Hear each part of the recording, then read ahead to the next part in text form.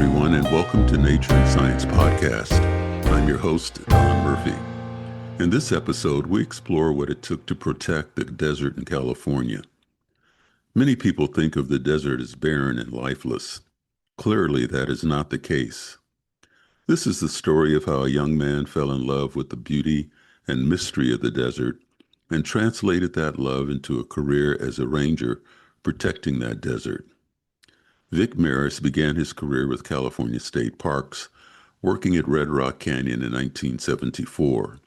He served throughout the state during his 30-year career, working as a park ranger, supervising ranger, and superintendent. His favorite job was working as superintendent of the Mojave Sector, protecting 7 parks, including Red Rock Canyon State Park. Vic worked with the Sierra Club and Senator Dianne Feinstein to pass the California Desert Protection Act that ultimately protected 9.2 million acres of desert, including Mojave National Preserve, and the expansion of Death Valley and Joshua Tree into national parks. I interviewed Vic recently. Here is his story. I grew up in the San Fernando Valley, and at the age of 14, I started visiting Red Rock Canyon with 2 college students and a friend of mine from middle school. I'll never forget my first view of the Red Cliffs. They were spectacular. Every time I look at these magnificent cliffs, I am taken back and feel the amazement of that first sight. We drove north on a road beneath the scenic cliffs. We camped in this canyon, which was away from the highway noise. Saturday was spent exploring a narrow, sheer-walled gulch known as Scenic Canyon. As we explored this narrow canyon, we discovered something different every time we rounded each corner. We explored numerous caves. We saw a beautiful gray fox. A white owl flew directly over us. And later, we saw a small desert tortoise eating wildflowers on the canyon floor. That day was unforgettable, and it felt magical to me. I think all of us can relate to Vic's experiences with the natural environment. I asked Vic to tell us more about the desert in Red Rock Canyon. This attracted hikers, birders, artists, authors, photographers, and other outdoor enthusiasts beginning back in the 1920s. They all advocated that Red Rock Canyon be set aside as a national monument or a state park. You can't help but want this place preserved once you look at the Red Cliffs and you visit some of the other scenic canyons surrounding them. Red Rock Canyon attracted more than outdoor enthusiasts, though. Over 150 motion pictures were filmed at Red Rock Canyon. Many people enjoyed this place, but not all of the uses back then were compatible. And in 1966, when I started hiking and camping and stargazing there, it hadn't yet become a state park, and it was getting badly damaged by off-highway vehicles. Many people think of the desert as dry, barren, and lifeless, but nothing can be further from the truth. So I asked Vic to tell us why it's important to protect the desert. The desert may appear dry and barren with its plants widely spaced apart.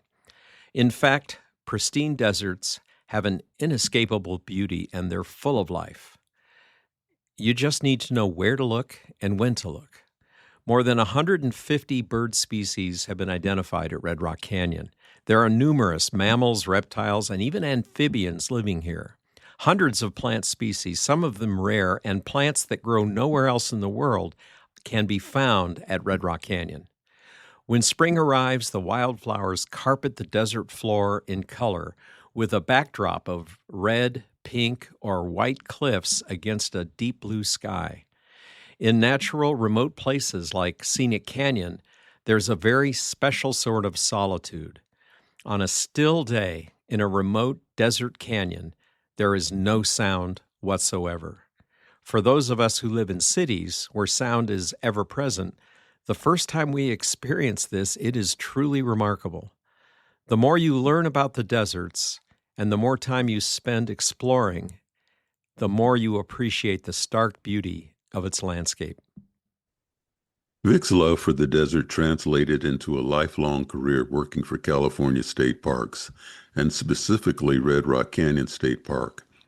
I asked Vic to tell us about his career as a ranger. In 1974, I began my 30-year park career working at Red Rock Canyon State Park. Back then, the scenic resources were incurring heavy damage by dirt bikes and other off-highway vehicles. The off-roaders were fighting to be able to ride everywhere in the desert because few places were available to them back then.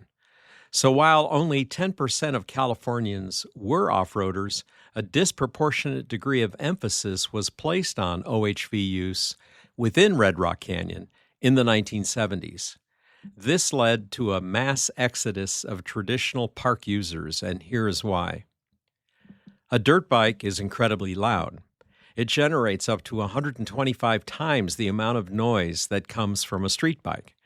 Try and hike on a trail that dirt bikes are on, and you are not only showered in dust, but it also sounds like a jet plane is flying over your head every time a dirt bike passes next to you. This is not the pastoral experience most state and national park users are looking for. Fortunately, the issue back then has since been resolved. The states acquired a 26,000-acre ranch next to Red Rock and converted it into a state vehicular recreation area. Off-roaders now have access to enormous areas surrounding the park on both state and federal lands. So now traditional park users have Red Rock Canyon State Park, and off-roaders have a much larger area surrounding it for their use. Everybody wins. State and federal land management agencies often have conflicting mandates. Here Vic describes a controversy that erupted between the Bureau of Land Management and California State Parks at Red Rock Canyon. The private land originally acquired within Red Rock Canyon State Park was very limited, less than 2,000 acres, as I recall, back in the early 1970s. It was surrounded by federal land administered by the Bureau of Land Management, also known as the BLM. The original plan back then was that the BLM would turn over about 4,000 acres to California State Parks so we could protect it from damage. This planned acquisition included the Scenic Cliffs to the north and Scenic Canyon just north of that. These canyons contained incredible geology, Miocene fossil beds, and archaeological sites. The BLM did not turn over the property to us as was planned, and this led to more damage. I observed whole areas being denuded on weekends when there were vehicles camped back in the Scenic Cliffs area. It would take hundreds of years for this damage to fully recover, more in areas where soil was compacted. Each year, golden eagles and prairie falcons attempted to nest along the Scenic Cliffs, but those nests always failed. I learned from scientists working for the Peregrine Fund that loud dirt bikes were the main cause of these nesting failures. The noise causes the adult birds to abandon the nests overnight, and the young birds die from exposure or from being killed by owls. So I would observe young on the nest through one of my telescopes, but I would never see any young birds fledge. They would be there one weekend, and I'd come back a few weeks later, and there would be no birds whatsoever on the nests. In the mid-1980s, the BLM decided to enter into a very weird agreement with the state. The BLM would maintain ownership of Scenic Cliffs and Scenic Canyon, but California State Parks would operate this property as a state park and protect it by enforcing all state park rules and regulations. The only caveat was that Scenic Canyon had to remain open to off-road vehicles. I asked Vic to go on and tell us how that agreement was implemented and what challenges he faced during the implementation of the agreement with the Bureau of Land Management. I was working as the supervising ranger at Red Rock Canyon in the mid-1980s.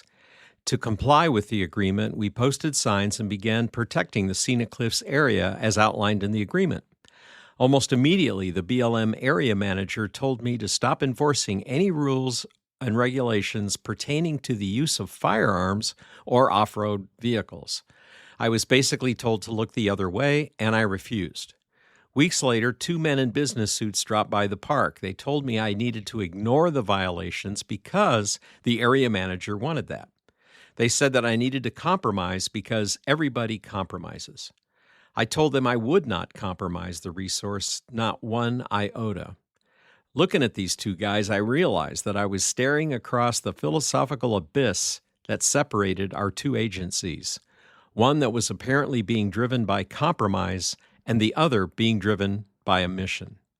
The mission of the California State Parks is to provide for the health, inspiration, and education of Californians by preserving the state's biological diversity, protecting natural and cultural resources, and creating opportunities for high-quality outdoor recreation, all while fostering a conservation ethic for future generations.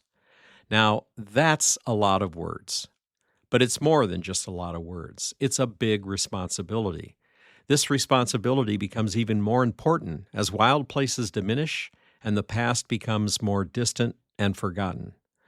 We are doing more than appeasing locals. This is not a local park, it's a statewide resource, and we're saving something important for current and future generations before it's lost forever.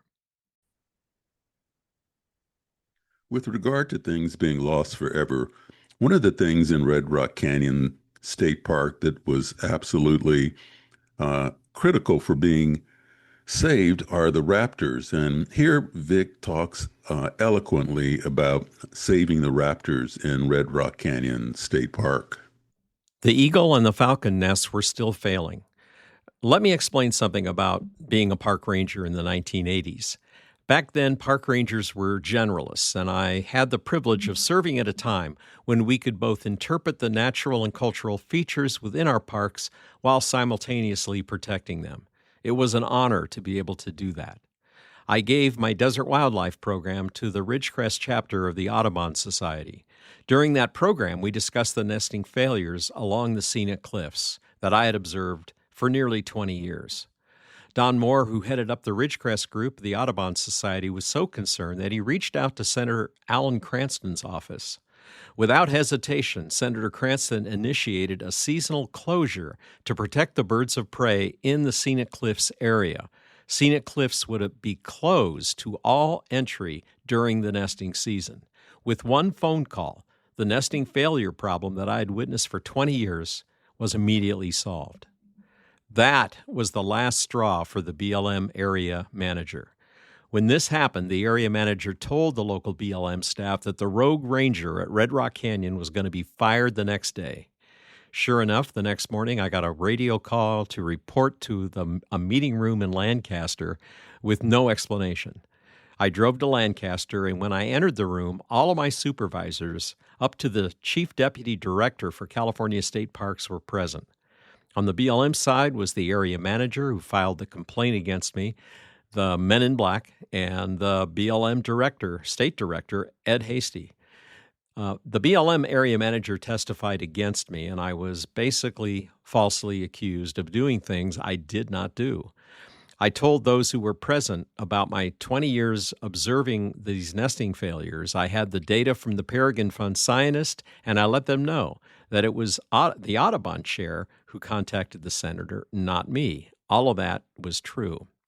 So the state parks chief and the BLM state director stepped outside, met for a few minutes, came back into the room with their verdict. We will continue operating under the agreement as written, and all state park laws will be enforced. It was a good feeling knowing that I worked for an organization comprised of people who understood and cared about our mission. I was very proud to be a state park ranger that day. I asked Vic to tell us what it was like after the seasonal closure. When the first seasonal closure ended and we had the first young eagles leave the nest, it was an amazing experience. I have to confess, we were all in tears. This was made possible not by a rogue ranger, but a rogue Audubon member and a senator who, unbeknownst to us, was writing the first iteration of the California Desert Protection Act, which I will get to in just a minute. Following the nesting closure period, off-road vehicles could again enter the Scenic Cliffs area and drive into Scenic Canyon. I hiked up Scenic Canyon a week or so after the Jeeps had been allowed access with my wife and a family friend. We came upon the same desert tortoise I had seen 20 years earlier as a teenager on that first magical visit to Red Rock Canyon. Unfortunately, my friend the tortoise was dead. She had been crushed by a Jeep trying to drive over the boulders in the canyon. This endangered desert tortoise had beat all of the odds, surviving through its first 6 years with a soft shell. It lived for perhaps 30 or 40 years, but now she was dead. Since the BLM had refused to turn the property over to us to protect, which we would have done based on science, this was the outcome. For Vic, the death of the turtle was really a turning point. And here he tells us how he got involved with the development of the Desert Protection Act. So let me tell you the story. A few weeks after the tortoise was killed, I was at the ranger station when a vehicle pulled in and 4 people got out. I knew 2 of them, Jim Dodson and Joe Fontaine of the Sierra Club. The other 2 were Eldon Hughes and I believe Judy Anderson. They let me know that they represented the Desert Protective League. They explained that they were working with Senator Alan Cranston on a bill called the California Desert Protection Act. Now, the California Protection Act would protect 8.6 million acres of pristine desert. Both Death Valley and Joshua Tree National Monuments would be expanded and would become national parks. Mojave Desert National Preserve, 69 new wilderness areas, new wild and scenic rivers, and the Alabama Hills National Scenic Area would all be established. I was absolutely astounded at the scope of what they were trying to accomplish. Then, Eldon Hughes asked me if I thought Red Rock Canyon State Park should be added to this bill. I could not believe my ears. At that point, I told him I would be right back. I ran over to my 12x60 mobile home, changed out of my uniform, and took some time off. I quickly returned. I did not have the authority as a state park ranger to represent the state in these matters, so I wanted to make it clear to the group that I was acting only as a private citizen. These were really intelligent people. They totally got it. We pulled out the topo maps. There was no time to waste. We had to make this decision that day for some technical reason. So I asked, does this mean we finally get the scenic cliffs and scenic canyon? And Jim Dodson smiled and he said, well, why stop there? Imagine having the pink cliffs of Last Chance Canyon under your protection. Last Chance Canyon was north of Scenic Canyon. Jim was talking about making this park much larger than I had ever dreamed it could be. So I said something like, if we include Last Chance Canyon, we could protect and restore the whole geologic formation, and everybody smiled. After reviewing the maps, Eldon looked at me and he said, so, and he paused, and then I replied, we should take a ride and lay out the ultimate dream park? And then everybody in the room replied in unison with a resounding yes. What an amazing opportunity this was. Jim did his best to manage my expectations. He made it clear to me that Red Rock was not the focus of this bill. It could be dropped out at any point during the negotiation. We selected the land based on the resources we knew needed protection. We avoided places that we thought might be controversial. Now, we could have researched this for more than a year, but we only had one afternoon, so we did our best. Late that afternoon, after the members of the Desert Protective League departed, I drove back to what was the north boundary of our relatively minuscule park. I made it a point to stand precisely on the current boundary and look north into the Scenic Cliffs Canyon. So behind me was a small park, and ahead of me was the possibility that we could truly protect the whole thing. I kept reminding myself how much of a long shot this was. The sun was setting. It was the magic hour in the Scenic Cliffs. You have to be there on a still autumn evening to fully appreciate this setting. A prairie falcon, the fastest bird on wing, let out a scream and dived from the cliffs down into the canyon, and the silence returned. Right then, a Moody Blues song from the late 60s came into my head, and I smiled as I stood there, literally, on the threshold of a dream. Standing on the threshold of a dream. What a beautiful metaphor. I asked Vic to explain to us how the Desert Protection Act finally became reality and his dream finally came true. The Desert Protection Act was introduced in 1986. Senator Cranston retired in 1992 after his final attempt to get it passed. Senator Dianne Feinstein then took over, reintroducing it in January of 1993. By this time, I had promoted a few times, and I ended up back in the Mojave Desert as its third superintendent. This was my fourth time working in the Mojave. I felt like Bill Murray's character in the movie Groundhog Day. I just kept waking up back in the desert. But anyway, Eldon called me and asked if I had any pictures showing OHV damage. He said that he needed it for a display. I sent him the slide of my friend the desert tortoise smashed in Scenic Canyon. He called back a couple weeks later, and he said it was added to the display and that it really moved Dianne Feinstein. He said she's now more committed than ever to getting this bill passed.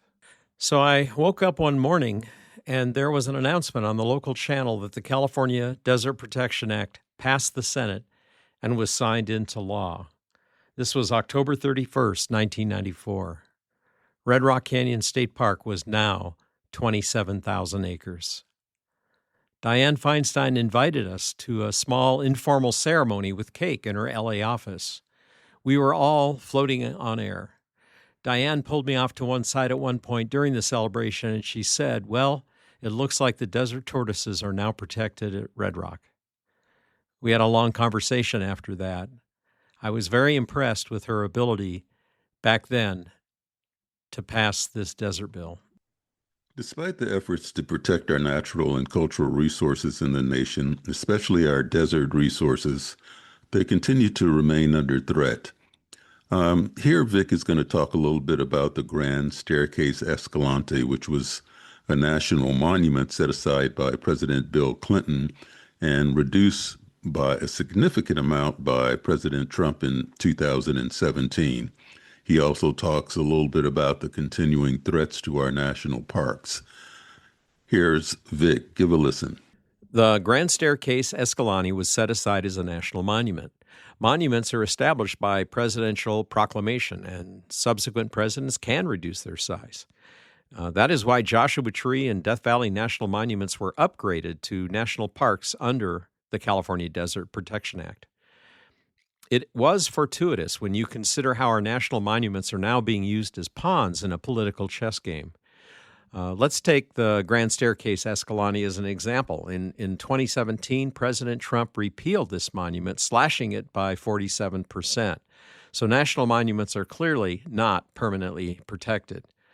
Now, in terms of the California desert and our national parks, it would, at this time, take an act of Congress to sell off one of our national parks. Last month, the National Parks Conservation Association stated that Senator Mike Lee of Utah was proposing a shocking new amendment that would pave the way for selling your national parks to the highest bidder. The hue and cry that resulted caused Mike Lee to rescind his amendment. People feel very strongly about their national parks, which Wallace Stegner and later Ken Burns referred to as America's best idea. But to ensure this doesn't happen in the future, we all need to remain informed and vigilant. Vic had a long and storied career with state parks in California. I asked him to summarize what he feels now and if he ever went back to the park and what it's like. I had left Red Rock Canyon and the Mojave in the last millennia. When I retired after my 30-year park career, I started a company which has been all-consuming over the past 27 years. I've been hesitant to go back to Red Rock Canyon State Park. It was something Aldo Leopold wrote. He basically said that one should never go back to a wilderness, as many places are often destroyed. In my case, I was concerned that I would see even more damage than I had witnessed during my career. But those I had worked with there at the time, and others who followed, encouraged me to return, and I did so a couple of years ago. My experience was not at all what I feared. It was amazing. The reason is simple. People who worked with me, many who followed, and the rangers working there now were and are dedicated to this park. They believe in our mission, and they put the work in. As an example, they installed hardened fencing on the boundaries to eliminate the incursions that were damaging landscape when I worked there. The riparian zone at Last Chance Canyon is now recovering thanks to the hard work of park employees who followed me. The science was done, and the general plan is finished and approved. Preserves were added. It is clear to me that in the years that followed my departure, many park employees and volunteers cared about this special place as much as I did, and it shows. I camped in the campground. It is now a true park-like setting. All the visitors I saw enjoyed their experience. Many told me they were repeat visitors. The true lovers of the peaceful desert have returned. People in the future will have no idea what it took, but that is the same story with every one of our state and national treasures. It takes hard work and commitment to the mission to create and protect America's best idea. I want to thank Vic for sharing his experience with us. Please share this podcast with your friends, family, and coworkers. You can also go to our website at natureandsciencepodcast.com to access all of our episodes. As always, stay safe, share happiness, and remember, never stop questioning. Curiosity has its own reason for existing.